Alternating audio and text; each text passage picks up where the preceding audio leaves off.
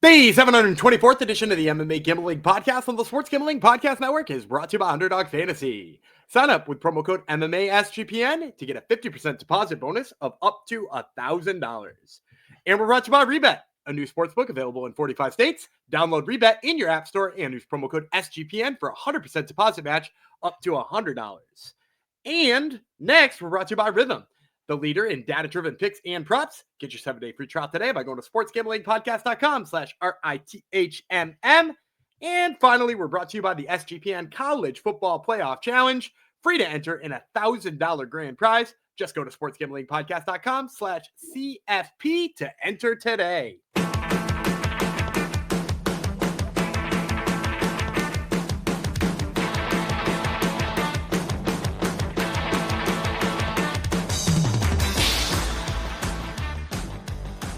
Heidi ho ho ho.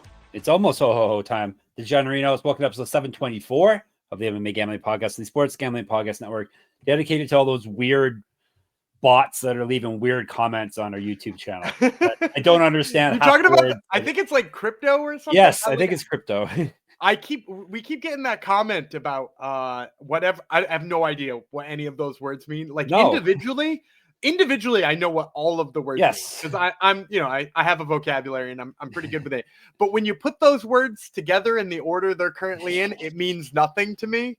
So shout out to those people. It's like they're giving it some kind of password. I don't know. Yeah, I don't know what it is. So yeah, I tried even trying to figure out if it was like an acronym, but I can't. I got nothing. Yeah, I had Mr. $594.75. Jeff Chalks Fox, the guy on the left that you just heard talking, who always screws things up, apparently, is Gumby Vreeland.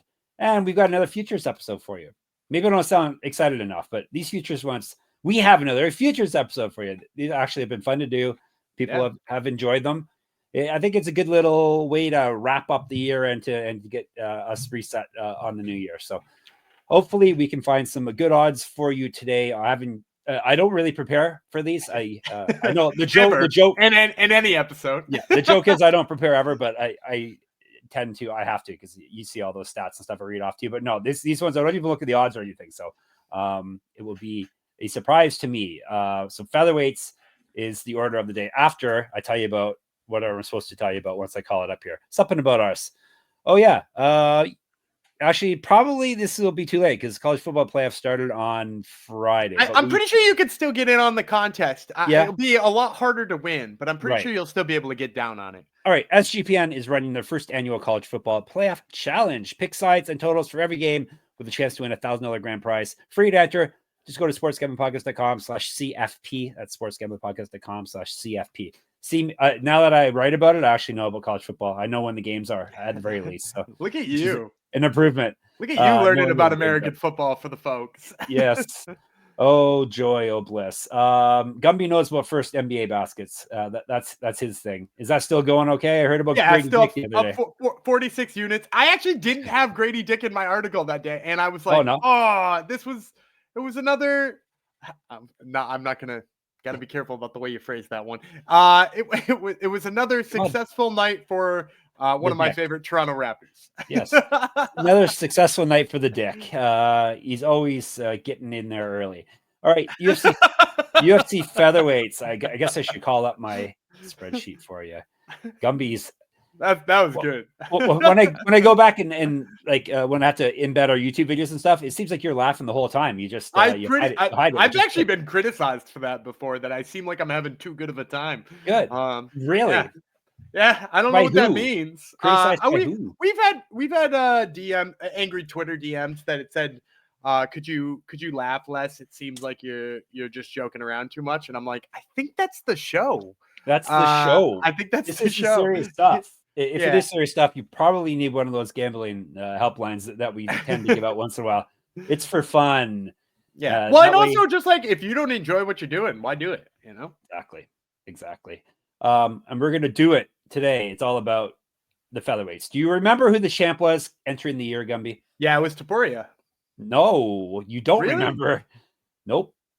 It was Volkanovski. Topuria won it at UFC 298 on February the 17th. My brother's real early. 2024. we both have Volkanovski to be the champ at the end of the year, plus 140. So at least we got plus odds on him. That's a positive.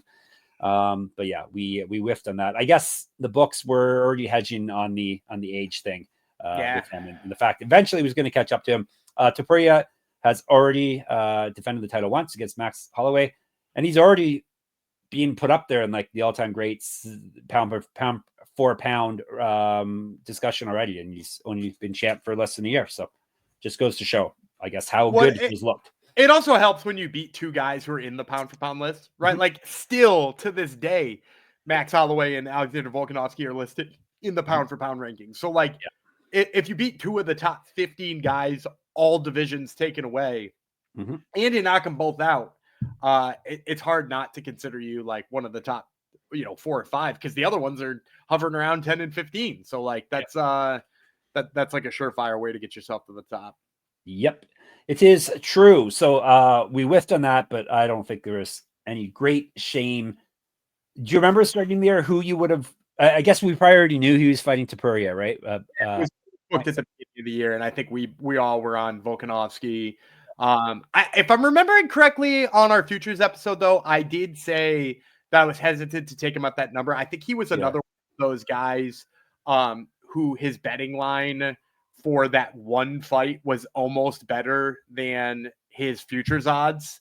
Right. Yeah. We find that a lot. It's been happening a lot. It's happened on a couple of our earlier episodes. Go back and listen to them if you haven't. But yeah, like there's no reason to bet Merab Dvalishvili's futures line this year, because like you can just take him to win one fight at almost double those odds.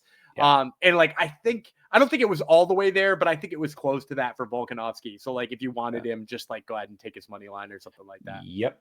It's true. Okay, so looking forward now to 2025. You want me to do the odds? Yeah, one sec. Actually, let me check if there's any. There's no real fights. There's a few fights, but none that are really fighters that are a fight or two away from the top fight that's been announced, or a couple, I guess. Edson Barboza, Steve Garcia. So a step up for Garcia, assuming Barboza. Garcia's ranked too. Yep. Yeah, assuming Barboza still has it, this fight makes sense. Melsic Bagdasarian, Gian Silva, that's a fun one. Other than that, fight. Yeah, other than that, really, it's just lower down the ranking prospects at this point. So nothing that should affect our choices here, you wouldn't think. So, all right, how are we for the odds? All right, so we're going to start at the top with the champ. And for those of you who haven't watched our other futures episodes, basically what we do is we run down here all of the ones until we get right around 30-1, and then we back out and tell you to sit and think on it. So Ilia Topuria, obviously the odds on favorite, looking as good as he did towards the top of the pound per pound ranking. Negative 175 on him, though. Which is pretty chalky. Second in there is Movsar Evloev. He's plus 200. Third is Diego Lopez, plus 400. Then you got Volkanovski at 8-1, Holloway at 10-1. And then when you get past the two former champs there, it jumps way up. Yair Rodriguez, 30-1, Aljamain Sterling, Lerone Murphy, and Arnold Allen, all 35-1. So those last three equal odds, 35-1 on Arnold Allen, Aljamain Sterling, Lerone Murphy. And as I always force you to do here, I'm going to kick it off to you in this one. Of all of the odds here at the top, is there anything that entices you? This is not a fun one. Now that I've seen the odds, there's nothing really good here. Topuria is going to be my pick. I think I don't see anyone that's going to beat him at this point, but in real life, I'm not laying a futures bet that's minus 175. I'm not tying my money up for a year on a guy that's 175. A guy that's fairly active too, so he's going to be given chances to slip up. I don't think he's going to slip up, but chances will be there. You think he fought in October, so he probably should be, good to go. He's probably a February or March fight. Yeah. Yeah. And then right now February, because I think there are pay-per-views in Australia, if I'm not mistaken. So we're probably talking March. Yeah, March, and then we'll have he could fight late summer, early fall. So he'll probably fight twice, maybe 3 times. So I think Topuria is going to be the champ, but I don't like the odds there.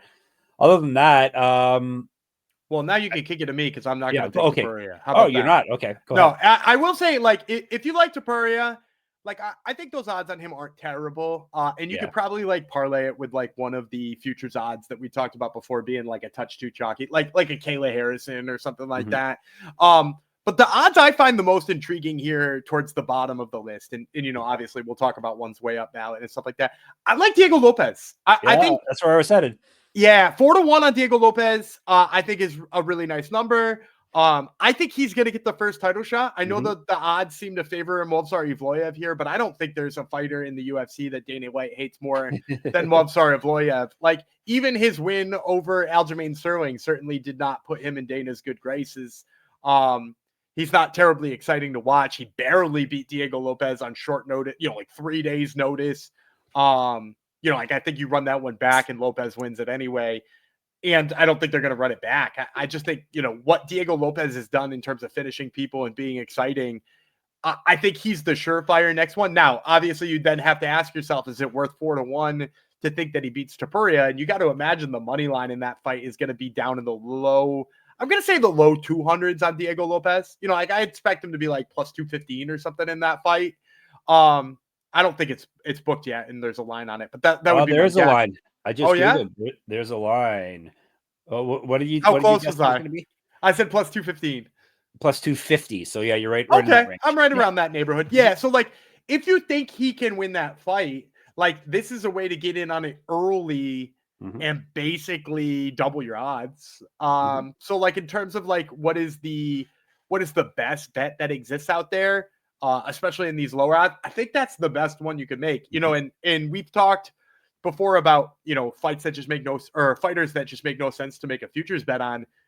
I gotta say, Evloev is the most perplexing one to me here because, like, Volkanovski's probably not getting another title shot, and yeah, Max Holloway just lost to Ilia Topuria, but those are 8 to 10 to 1. Evloev does seem like he's gonna get passed up for a title shot here. I don't think he would beat Topuria in the first place. And I think his odds for just a single fight with Topuria would probably be better than plus 200. So like, if you like Movsar Evloev and you're like a fan, or, you know, you want to get in on, you know, him possibly being a champion, I say just take that money, stick it in your pocket and wait till the fight gets announced. Cause you're going to get those odds are better then. And then it's only one fight. Then you don't have to worry about if he does get granted that first title shot with Topuria and somehow beats him, you don't have to worry about, you know, a rematch ruining your futures bet, or you don't have to worry about the rematch with Diego Lopez possibly ruining your futures bet. Like, just stick that one in your pocket. Whereas at least with the Lopez one, we can say this is one that like it basically appreciates in value. It's one that like gives you a little bit of love here. Yeah, it's not a very fun weight class, really, but when you get right down to it, not a heck of a lot of up and coming. Well, there are up and coming prospects, but they're more at least a couple fights away. And then guys like on. Yeah, I mean, like you mentioned Steve Garcia. Like I know they're not going to rush him to a title shot unless he does something crazy. Yeah. Like knocking out Edson Barboza or something like that would be pretty crazy. I mean, like he's knocked everybody out he's fought for the most part. But I meant that's not going to be good enough, I don't think, at this point. No, but it would get him close. You know, like, you know, in terms of, you know, any of these, and we've talked about this with every division, like any of these fun guys who are like probably a fight or two away from like having to be a late replacement and being fun odds in those regards. But this division's a little bit more scant at the top because Topuria has taken out two of the clearest contenders, and one of them Dana White seems to hate. I know there's never a reason for Dana to hate people usually. Like there's no reason to hate. The fight he hated on wasn't even a bad fight. Which one? Is that the fight before Sterling? Arlen Allen? Yeah, that wasn't bad. Was that? It was the worst fight ever. It wasn't. Yeah, he did call it the worst fight ever. It wasn't bad, but like I would say it wasn't bad because Arnold Allen pushed the action and tried to make it more fun. And Evloev tried to suck the life out of that fight. But like to Movsar Evloev's credit, like that's why he's good because he sucks the life out of a fight. Yeah. But like with the UFC being a business, which you like have to say at the end of the day, right? The UFC is a business. They want somebody exciting on the top. They've already got a bunch of Russian champions who love to wrestle, or have in history rather. Like they don't have a ton right now. There's one right now. and like all of them are wildly more exciting than Movsar Evloev. So like it's a territory they've already sort of conquered in terms of viewership and in terms of hyping and all that kind of stuff. It doesn't seem like he does anything for their bottom line, which is probably why they're not terribly excited about him. The Sterling fight was good too. Like I didn't think it was bad. Fight. No, I think that's just because like I personally don't feel Aljamain Sterling's ever in a boring fight. No, I think he's super exciting. So yeah. And if you hate Evloev, put him in and let Topuria crush him. If you think he's boring, then let. I think they're worried he'd win. Yeah, I think they're worried. That's the problem. They want to play with fire. All right, before we move on and play with more fire, let me tell you about Underdog Fantasy. Underdog Pick'em is one of the biggest menus for all sports. You can win up to 1,000 times with Underdog streaks, 1,000 times your entry. Underdog is always making it easier to win with profit boosts and give me pick'ems. I guess you can win 100 times as well, 1,000 times as well if you play 1,000 different plays. NFL, college football, college basketball, MMA, NBA, NASCAR, and more. You now use special and boost on all flex entries. Gumby, since today's Sunday, wink, wink. Do you have any plays for lovely day? You know how I do on Sundays. Rico Dowdle's overs. Yes. Higher than on Rico Dowdle's rushing yards has been a slam dunk lately. The guy seems to go for 100 every single time I turn around. So why not get down with more Rico Dowdle? Take the higher than on his rushing yards. Take his higher than on his rushing touchdowns. There's a dozen ways to play Rico Dowdle, but I'm in on all of them. I need him. Fantasy playoffs. I need a big week from him. It's pretty much a toss up at this point between me and my opponent. So let's go. Rico Dowdle. Don't dawdle. Sign up with our promo code MMASGPN to claim your special pick and first time deposit offer up to $1,000 in bonus cash. That's underdogfantasy.com. Promo code MMASGPN. And we're also brought to you by Rebet. Rebet is a new social sportsbook available in 45 states. There are plenty of betting opportunities available on Rebet. It's easy to use and great for people in states where traditional sportsbooks may be restricted. Download Rebet in the App Store and use the promo code SGPN for 100% deposit match up to $100. That's Rebet, promo code SGPN. All right. Usually we try to do like a mid-tier one here, right? This is going to be hard. Yeah. Before we get to any of the bombs, the BAMs, 200s to 1 out there. Yeah. We usually try to find something in the middle where we could draw a reasonable path to victory or reasonable path to the title for any of these guys. Are there any of the guys in the 70, 80, maybe even early 100 range that like stick out to you as being kind of interesting? How about Bryce Mitchell? Came off a big knockout win. He's obviously maybe knockout win. Whatever. Yeah, I know who he fought. maybe the strongest grappler in the division. I know he's very one-dimensional, but still, and is always in the news. So he could possibly, the talk is definitely a big piece of the Bryce Mitchell equation. Also, fun fact: Kron Gracie, lowest odds in here, 5,000 to 1 on Kron Gracie. It's probably not low enough. No, there's probably non-UFC fighters ahead of him, though. I haven't looked through the whole list, but there is non-UFC fighters ahead of him for sure. Michael Aswell, who was on the Contender Series, lost on Contender Series. Dana White promised him a contract anyway. He just fought for Fury FC, won there, and still has better odds. 700, 701. Yeah. If you're gonna bet Kron Gracie, go dig a hole in your backyard, throw the money in there, or just give it to us. Give it to us. Maybe you'll be able to dig it up later. We'll have to start something up so people can just give us some monies. But go ahead. I'm gonna say of those middling level ones, like originally I was like kind of intrigued by both like Isaac Dolgarian and Christian Rodriguez. Both of them, they just had that split decision with one another, which like Christian Rodriguez won, but I think the split decision aspect of it kind of draws both of their numbers down for me because like I kind of felt like Dolgarian was doing well enough to win that fight. And then, so is the UFC going to treat him like he won? Is the UFC going to treat C-Rod like he won? C-Rod always gets weird fights against prospects too, which is also bad. So like, I'm not interested in either of those. The one I'm going to say in this middling level is at 100 to 1. I think as good as Sean Woodson looked last time, like you'd be silly not to at least like think about him being a couple of fights away. He's like how do you describe his fighting style and how weird it is? Because there's like not a lot of. He's like a more boxing heavy approach to the lankiness that Edson Barboza brings, right? Like he doesn't throw many kicks or anything like that. It's like mostly a boxing approach, but he's kind of got sneaky submissions that he's hit sometimes too. And his only losses are like weirdly when he got caught. Like I could see him like, I mean, he just picked up a big win over Fernando Padilla. I could see him like styling on a guy in the bottom of those rankings, like a Steve Garcia or something like that, or an Edson Barbosa, like one, maybe even the winner of that fight. I could see him beating that guy in like March or something like that and getting catapulted up to a Josh Emmett or something like that. And maybe squeezing out a title shot by the end of the year. I'd say in the middling level, he's like the only one who's like kind of interesting to me. Like Kyle Nelson's on a good run. That one's 120 to 1. But like something about the fact that he doesn't finish worries me. I was kind of surprised that Josh Emmett was 150 to 1 because he is so good, but he's kind of old and it seems like they're over that. And his odds are also tied with Myron Santos. Tell me you know who Myron Santos is. Yeah, I know the name. He was an Ultimate Fighter winner, if that helps. Well, you know him for sure then. Yeah, he just won the Ultimate Fighter.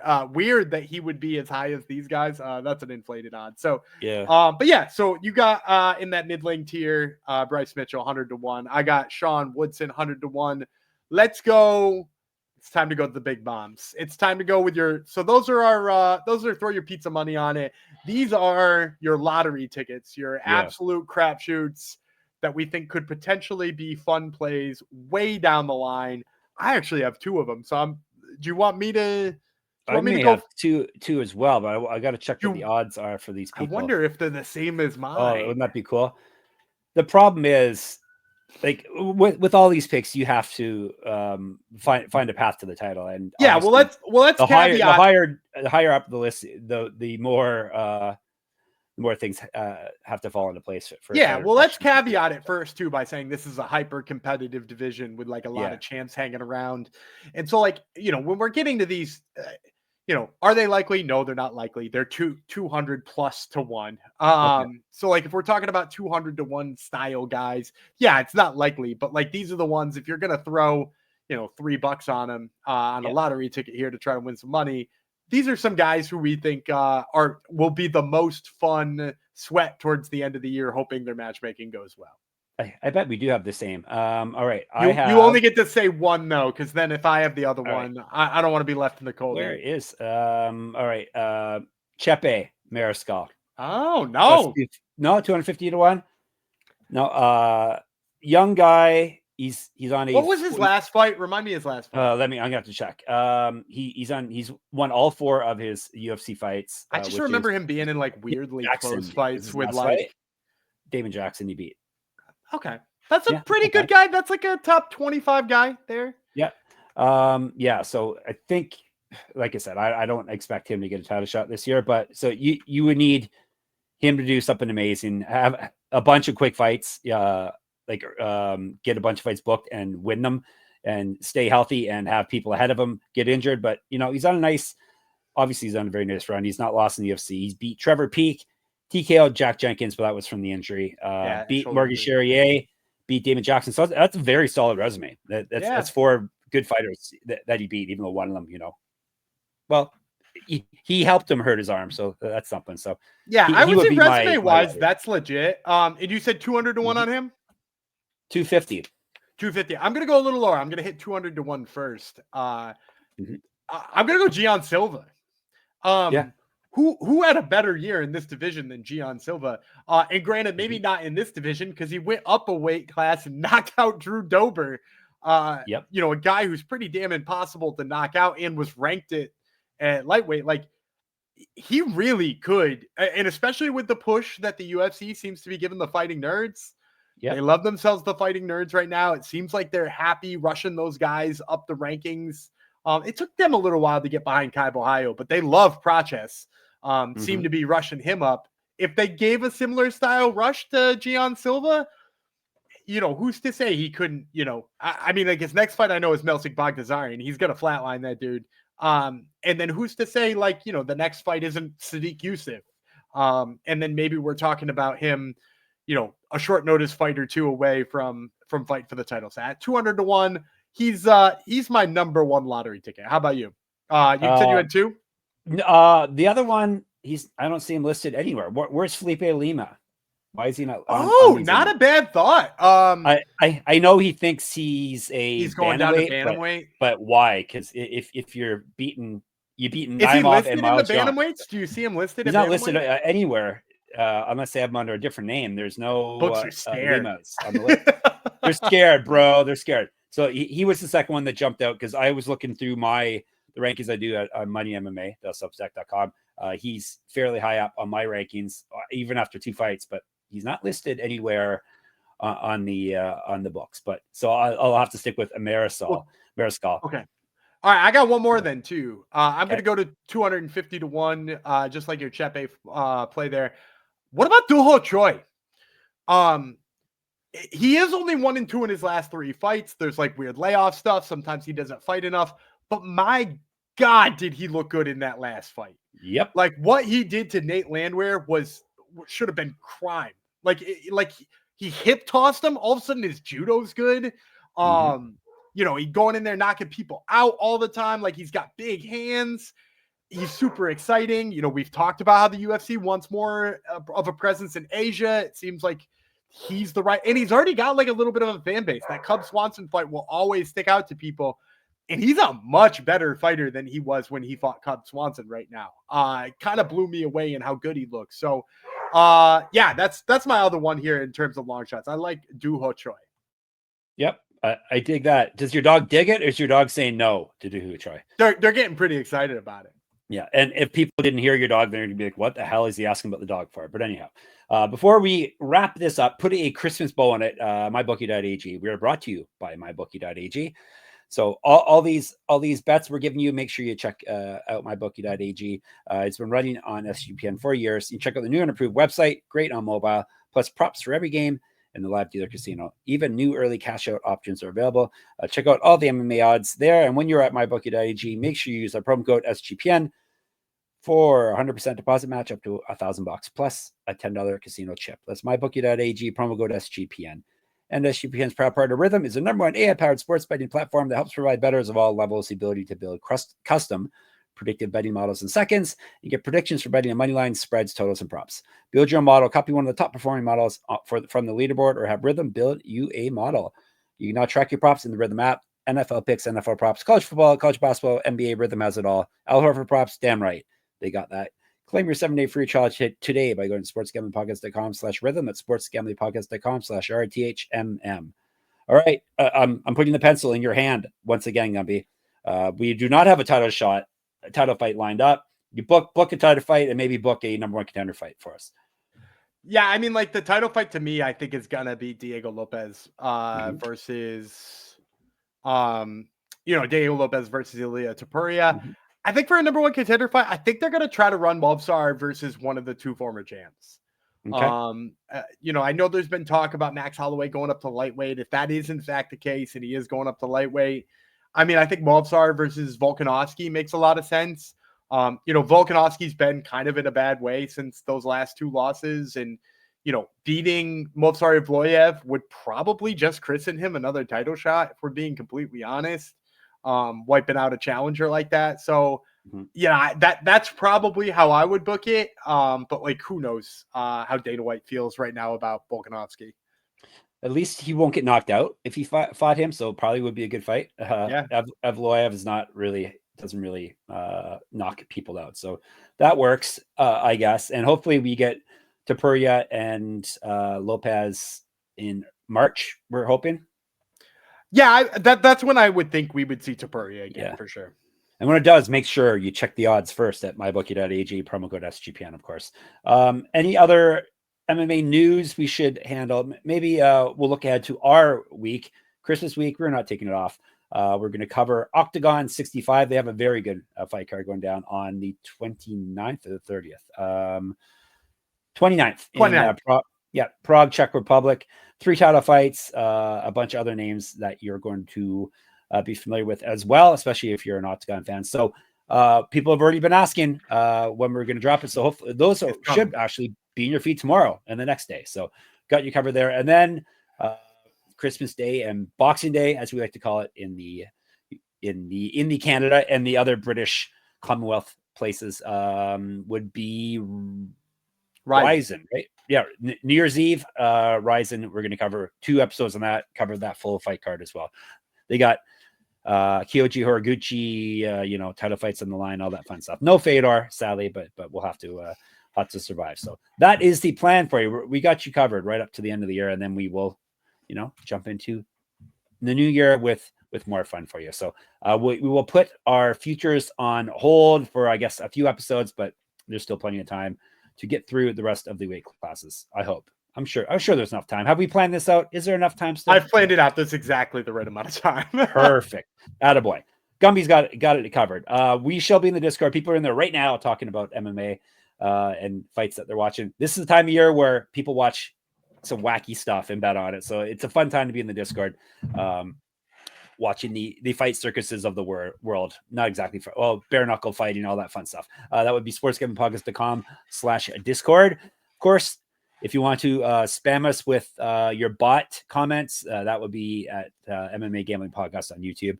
You can do the same on Twitter if you want, because Twitter's pretty much a bot fest as well. SGPN MMA, Gumby runs that, so he will see those. He's at Gumby Vreeland. I'm at Jeff Fox Writer, same as on Instagram for me, Jeff Fox Writer. Check out my Substack. People keep subscribing. I appreciate it. moneymma.substack.com.